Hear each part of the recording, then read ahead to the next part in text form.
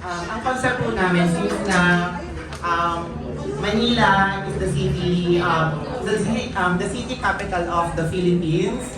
So doon namin kinuha yung concept namin na Manila Delhi. Yes. And since sa Manila po, like Carriedo, Quiapo, Tondo, Tara, AB Babes! Where's si AB Babes? Ilaong Fiesta ng Manila. Ng food street. Wala kayo doon. Pero sa Manila, ay sa Cebu, wala. Dito, meron. Kami gumawa ng Ilaong Fiesta. Kaya, join na kayo sa Talk ni Neneng. Talk Neneng. Talk Neneng. Leto Max, isa pa siya Adila. Yun. Pero, Ay! huwag kayo. Ay! Huwag kayo. Ay! Ay! And everybody.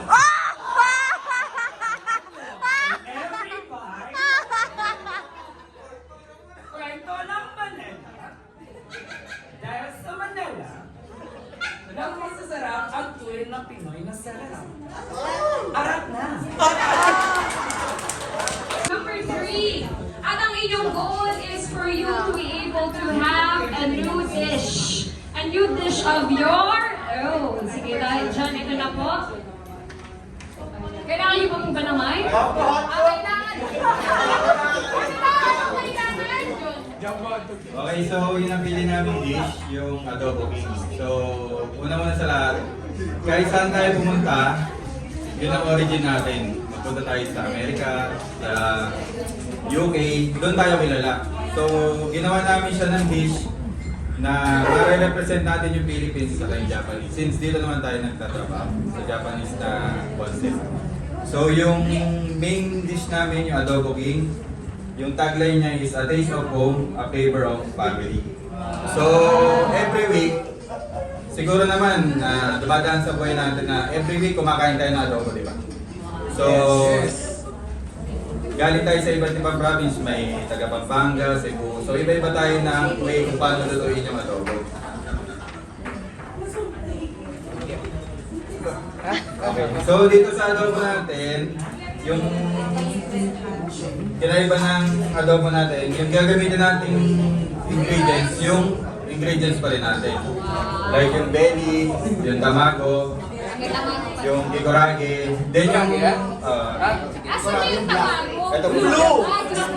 Oh, man, inamit nung Sunday. boiled egg siya, ma'am. Boiled egg na. Then yung naagpuma na medyo nagulat din ako, yung sitaw po. May sino? Sa tagal ko po nabubuhay, hindi pa ako nakakita ng adobo yung sitaw. Okay. Pang-kare-kare yun eh. Okay. Then yung sa ano ma'am, food setting namin ma'am. Ayun, ma'am. Kapag po, what? Ano po? Ano yung pinagkaiba ng adobo king sa ibang limited natin? So ito po yung magiging kaiba niya. No? Pag gusto niyo po ng saltiness, pwede tayo mag-add ng cheese. Pag sweetness po, pwede pong pineapple or soda po. Doon sa mismong ramen.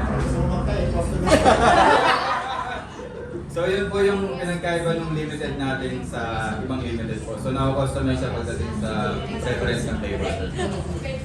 Tapos ma'am, ano rin kami, kasi di ba may ano tayo na parang Philippine, Japanese, ano siya, in one flavor. So, pinagsama namin kasi parehas na hospitable naman ang Filipino tsaka Japanese. And then may food setting kami. Siyempre, kung hospitable, meron din kami props.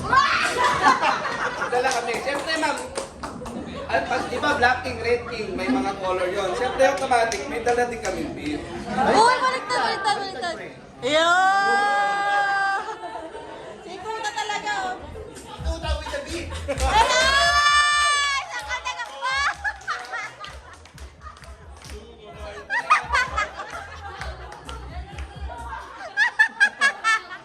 Kamusta? Wala sample? Ano ba yan?